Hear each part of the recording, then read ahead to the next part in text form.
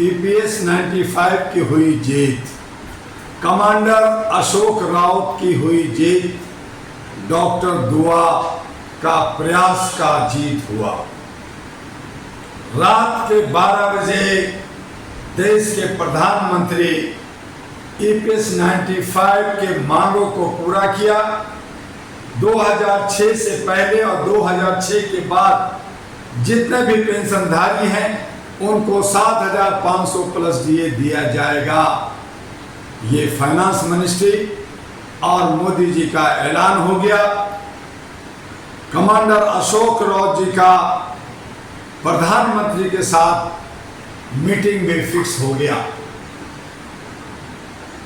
अब इसे लागू करने की घोषणा तो हुई है, लेकिन शुरुआत कब होता है, मिलना कब होता है, ये देखना है।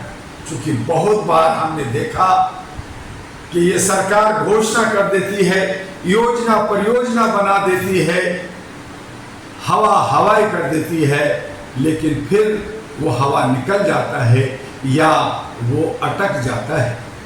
आज हमारे ईपीएस 95 के तमाम बुजुर्ग इंतजार कर रहे हैं कि मेरा पैसा मुझे दो, मुझे हक से, मुझे आज़ादी से जीने का हक दे दो।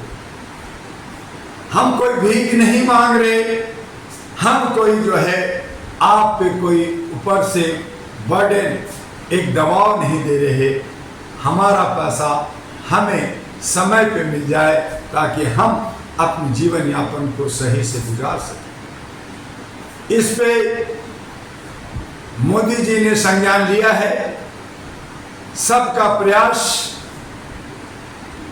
और उसमें all India human rights association का लेटर का प्रभाव, दबाव मिला। लगातार हमने ईपीएस 95 पर बहुत सारे वीडियो बनाकर हमने अपने बुजुर्गों के मान सम्मान में उन्हें सहयोग दिया, कंधे से कंधे मिलाकर चला। बहुत सारे राज्यों के भ्रमण में उस दरमियान में भी मैंने इस बात को उठाया। उन्हें उनका हक, उनका पैसा मिलना ही चाहिए। अब सरकार जाग गई है, उम्मीद जाग गई है कि ये काम पूरा होगा और सभी ईपीएस 95 धारकों को ईपीएफ का जो फोरम है उसके द्वारा सबका पेंशन मिल जाएगा।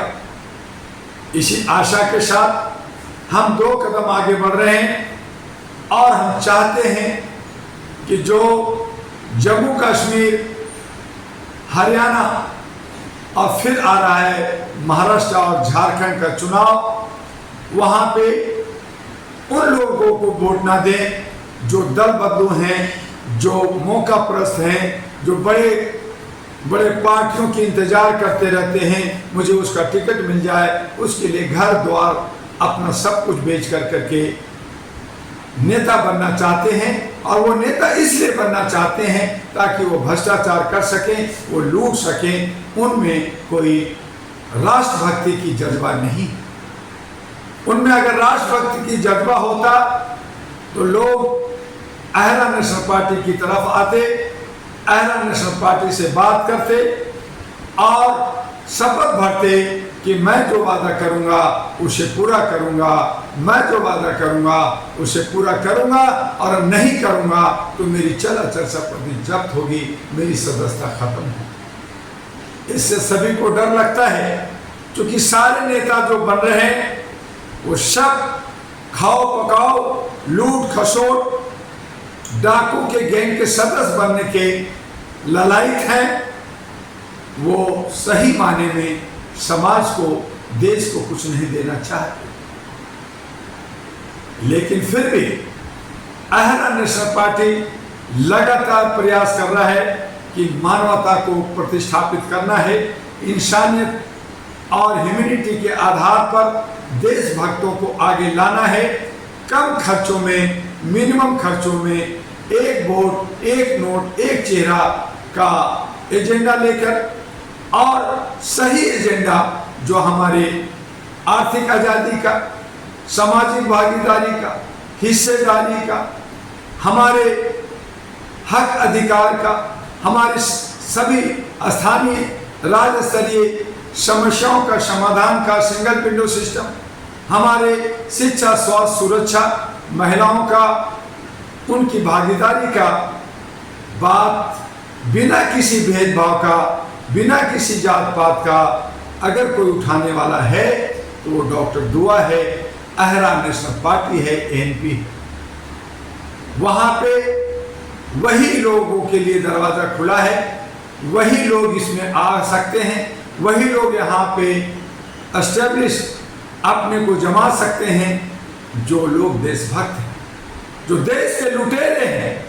वो बड़े बड़े 10-12 पार्टियों के चक्कर लगा रहे हैं, घर परिवार को धोखा दे रहे हैं, अपने घर, अपनी जमीन, अपना दुकान बेच कर करके शॉर्टकट में नेता बनने की फिराक में लगे हैं। उन्हें सबक देगी जनता। ऐसे लोगों को वोट नहीं देना।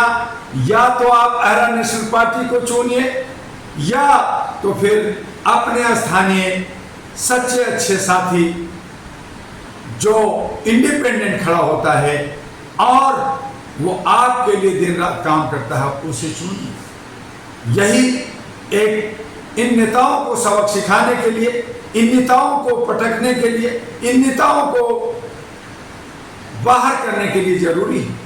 अहरा नेशनल पार्टी आएगी, तमाम नेताओं के जो अचल संपत्ति है जब्त करेगी, सरकारी खर्चे में 75% की कटौती करेगी, सरकारी पैसे से, जनता के पैसे से नेता अपना प्रचार नहीं करेंगे, अपना फोटो लगा करके वो जो है अपने को नहीं चमकाएंगे। बहुत सारी ऐसी बातें होंगी जो आज तक इतिहास में नहीं हुआ, वो होगा काला धन जो नेताओं ने, ब्यूरोक्रेट से, हमारे न्यायपालिका में और भी जगहों में और मीडिया ने जो दबा के रखा है, उन सब को निकाला जाएगा और जनता में बांटा जाएगा। जनता की जय की जाएगी। जनता के बीच में महिलाओं का सम्मान, उनकी सशक्तिकरण, उसकी सुरक्षा पे विशेष ध्यान दिया जाएगा। इन तमाम चीजों को लेकर अहरा नेशनल पार्टी आपके साथ आ रही है और उन तमाम मांगों का जो जायज मांगे हैं, जैसे EPS 95, सहारा का और महिला के साथ जो बलात्कार हो रहा है उसकी सुरक्षा का, शिक्षा का, स्वास्थ्य का, इन तमाम मुद्दों को जहां कोई भी अपनी मांग उठा रहा है वहां अहरा नेशनल पार्टी उनके साथ कंधे से कंधे मिलकर के आगे बढ़ रही है। जरूरत है कि हम सब मिल करके अहरा नेशनल पार्टी को मजबूत करें, मानवता के आधार पे, जात धर्म को भूलकर सिर्फ और सिर्फ भारतीय कहलाने के लिए, मानवता कहलाने के लिए और सुशासन लाने के लिए, लोकतंत्र बचाने के लिए, संविधान बचाने के लिए जो लोग जुमलाबाजी करते हैं, जो लोग खाली बोलते हैं, उनसे बचना है। और ये सब डॉक्टर जुआदो कह रहा है, उसका एक एफिडेविट भर रहा है कि अगर अहरा नेशनल पार्टी नहीं किया तो उसकी चल अचल संपत्ति जब्त होगी, पार्टी की सदस्यता खत्म होगी। और ये वादा अगर कोई पार्टी करता है तो हम उसे सैल्यूट करेंगे। आइए, बस आज इतना ही। हम बार बार आपसे मिलेंगे। All India human rights association, AHRA national party, national green alliance और ATV अहरा को सब्सक्राइब कीजिए, लाइक कीजिए, फॉरवर्ड कीजिए और इसे ज़्यादा से ज़्यादा आप देखिए और दोस्तोदोस्तों को दिखाइए। हमारे वेबसाइट www.aihra.org.in और www.anp.org.in दो वेबसाइट पे भी जा सकते हैं। हमारे व्हाट्सएप 9213493068 और 9313125531 और तीसरा नंबर है 9910636345।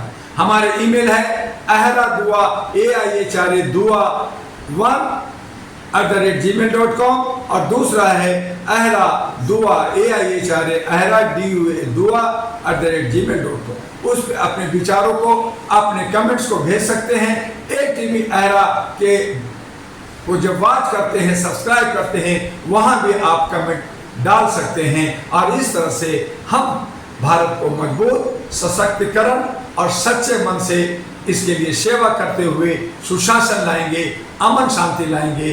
बस आज इतना ही, फिर मिलेंगे। लेकिन अंत में जरूर मैं कहना चाहूँगा कि EPS 95 की लड़ाई में जो मोदी जी ने जो डिसीजन लिया है, हम उनका धन्यवाद करते हैं, बीजेपी की सरकार को धन्यवाद करते हैं और कमांडर अशोक राउत जी के अथक प्रयास और उनकी मेहनत को सराहना करते हुए हम उन्हें मुबारकबाद देते हैं कि आपकी जीत हुई है। अहरा नेशनल पार्टी और all India human rights association के प्रयास की जीत हुई है। बस ऐसे ही हम लोग मिल करके हर समस्या का समाधान निकालते रहें तो जय होगा भारत का, जय होगा हर जनता का। जय हो, जय हो, जय हो। आपका डॉक्टर एमी दुआ। नमस्कार।